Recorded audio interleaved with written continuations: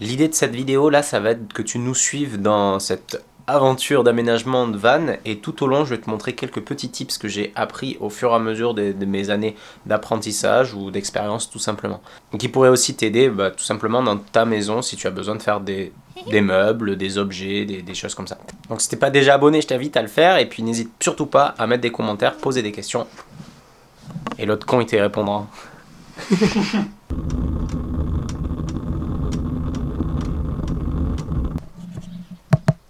C'est bon? Ok, ça a l'air d'être cool. Je suis enfin arrivé à... je suis où là? Je suis vers Niort, chez mon pote Rémi. Lui là, le grand là. C'est avec lui que normalement je devrais me faire le projet de poêle à bois. Je dis normalement parce que vu que je suis un connard et que je suis invivable, il va falloir voir si on arrive à bosser ensemble. Lui je le connais depuis que j'ai 19 ans. Quand j'étais en apprentissage en menuiserie, c'était un forgeron. Quand t'avais encore des cheveux. Quand j'avais encore des cheveux, quel connard. Et depuis on est toujours restés potes et on joue pas mal aux jeux vidéo ensemble. Et on a à peu près les mêmes délires. L'idée c'est que je vais l'aider à finir l'aménagement de son van, celui-ci.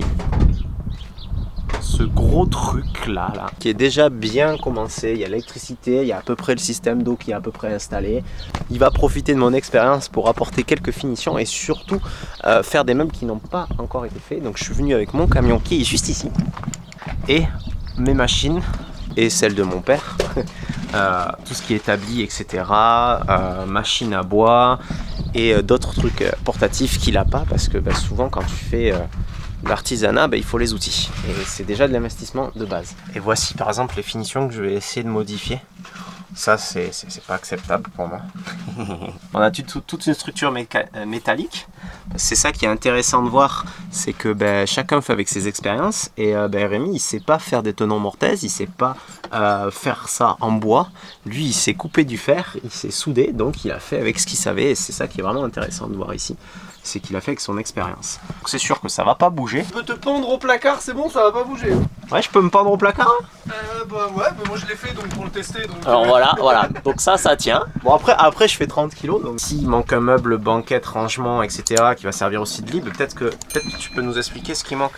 Il y a, alors ce qui manque dedans, ça va être là un petit placard vertical pour faire style range-bouteille, pour l'huile et les condiments comme ça. Là va y avoir un plan de travail qui va venir au niveau de la fenêtre, enfin juste en dessous de la fenêtre, avec un pied rotatif qu'il va falloir qu'on fabrique aussi, que je vais reprendre dans les fixations de l'ancienne cloison en fait. Et ce plan de travail là, du coup, il pourra servir et de canapé si jamais on le fait baisser comme ça sur le meuble de rangement qu'il y aura dessous, pour venir chiller avec le projecteur, le petit écran qui sera bien en face. Je fais des délires déjà là.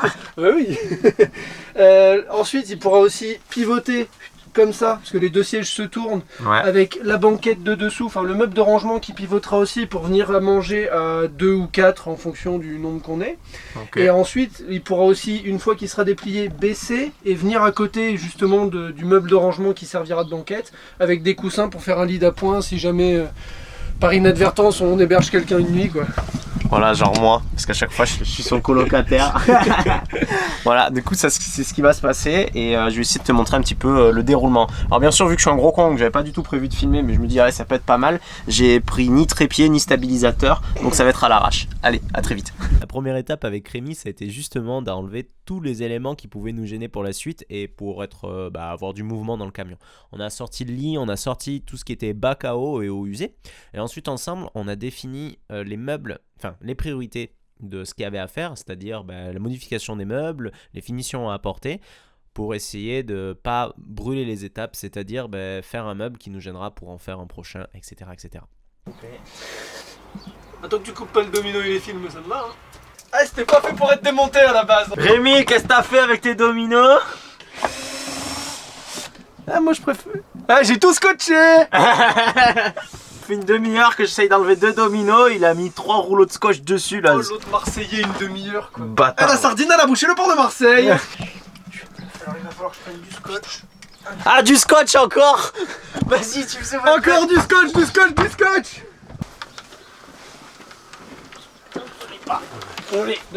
Voilà, allez, dépêche-toi. Viens là que je te montre. On a la plaque qui venait pour maintenir le l'évier. mais qui en fait s'est tordu tout simplement parce que Rémi, il a mis 2 contreplaqués parce qu'il n'avait pas l'épaisseur nécessaire.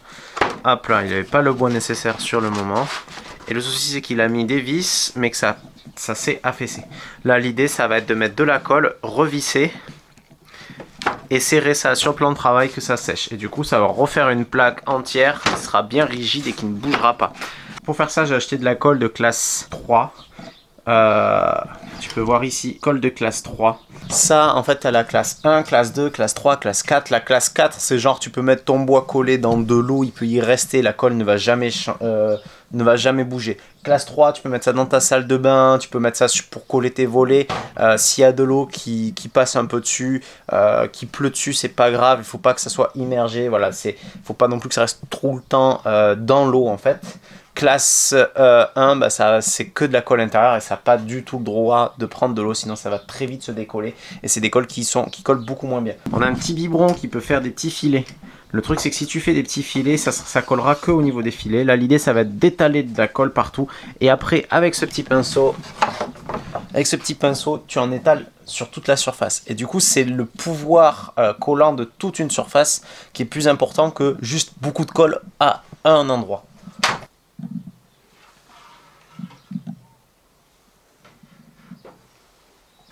Alors faut quand même aller assez vite pour pas qu'elle ait le temps de tirer et qu'elle soit déjà sèche sur cette surface.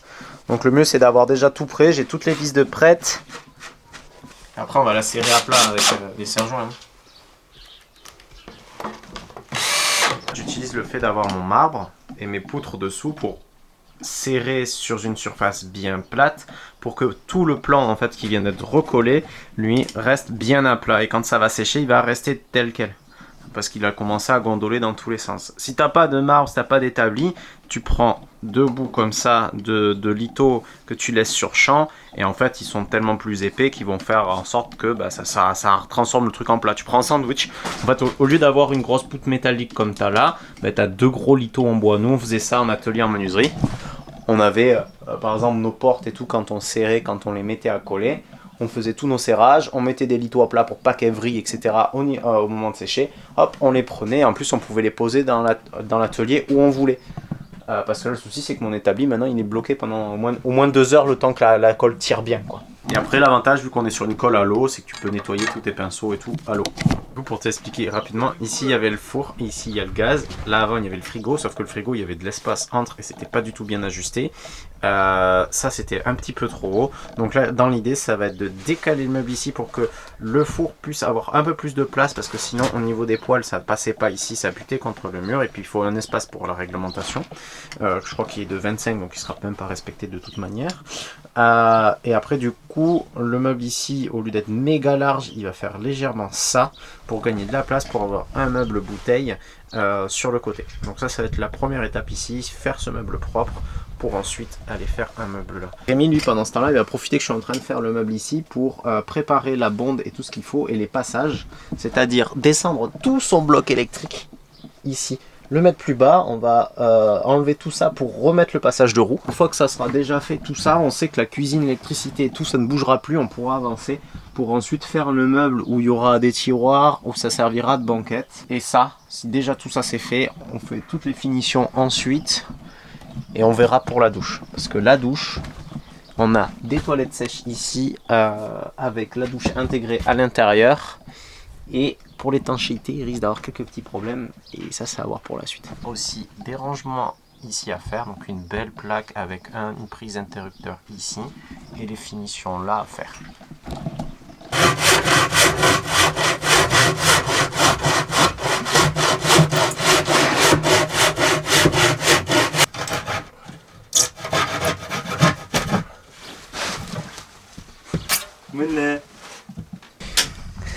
Et ce qui est important quand tu utilises une scie, si tu n'as jamais bricolé, c'est d'utiliser toute la longueur de la scie et pas juste un petit bout.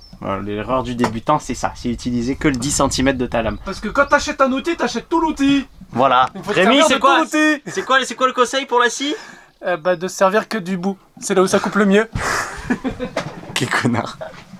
Alors là, de suite, je profite d'avoir enlevé le meuble pour faire cette paroi propre, nickel, et la poncer. Ainsi que refaire l'arrondi ici Et là, on a viré l'angle arrondi parce que le souci, c'est que Rémi s'était chié sur le coup et il n'y a pas forcément d'intérêt. Et c'est pas du tout à fleur.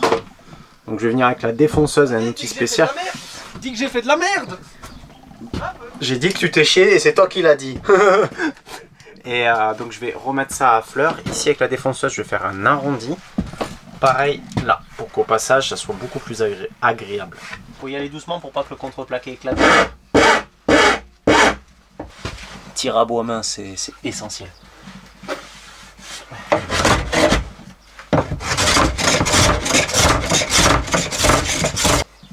La petite technique, c'est que si ça c'est mon morceau de bois, je sais pas si tu vois bien, c'est de quasiment jamais être tout droit avec la lame parce que ça rentre trop brutalement dans le bois.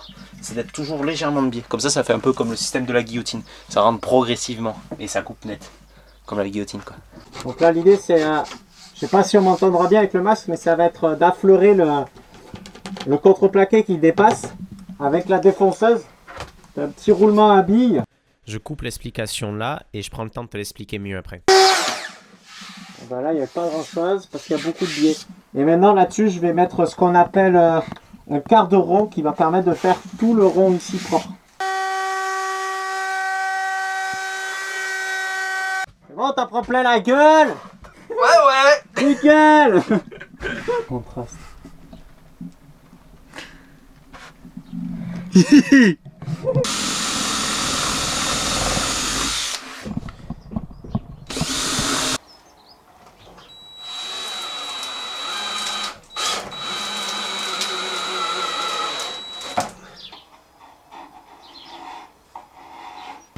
Voilà, donc une partie du meuble est faite avec les deux cales qui vont permettre de rigidifier et que ça soit pas trop lourd, que ça soit pas entier et permettre. Ici vient la vasque, mais je suis en train de la renforcer sur son épaisseur parce que, hop là, si tu regardes, normalement c'était juste épais comme ça et c'était un petit peu trop souple. Donc là maintenant j'ai collé ça. Ça dépasse légèrement parce que moi après avec la défonceuse et justement mon rouleau à billes, je vais venir me remettre nickel. Et comme ça prend pas beaucoup de temps. Là je vais dégrossir à la scie sauteuse pour pas tout dégager à la défonceuse parce que bah, ça bouffe de la lame, les lames c'est cher à affûter et ça pourrait la faire chauffer. Ici tu as un petit roulement à billes, d'accord, qui tourne. Et ici tu as une lame qui vient pile à fleur du roulement à billes. Et le principe, c'est que quand tu es avec la défonceuse, tu as le roulement à billes qui va venir appuyer sur la surface de référence, donc le contreplaqué ici du bas, et les lames du dessus vont défoncer pile poil à fleur le contreplaqué du haut. Ce qui fait qu'après je serai aligné nickel.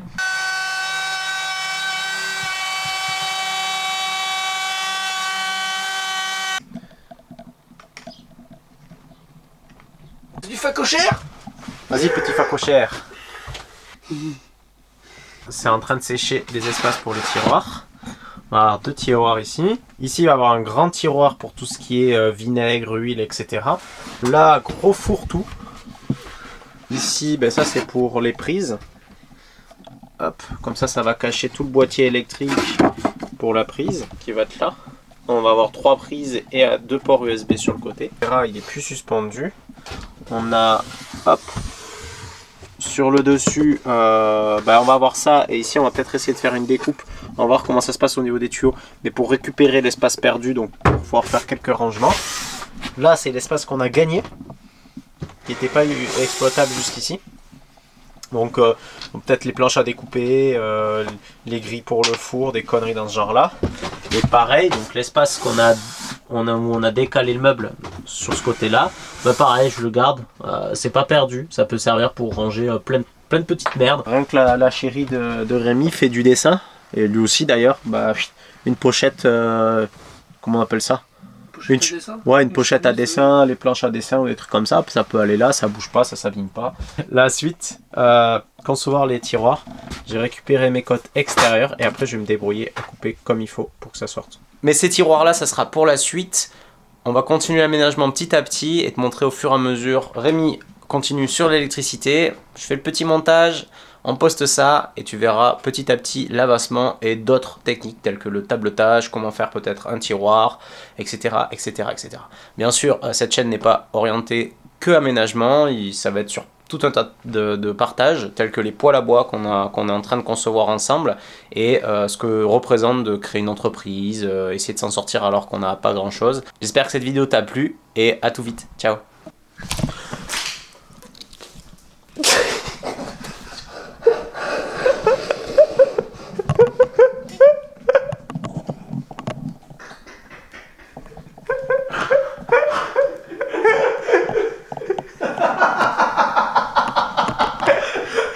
Là j'en chie complet, donc je vais arrêter de suite, c'est de la merde. C'est de la merde, je te dis là. Tu fais de la merde, Rémi. C'est Jason Bourne.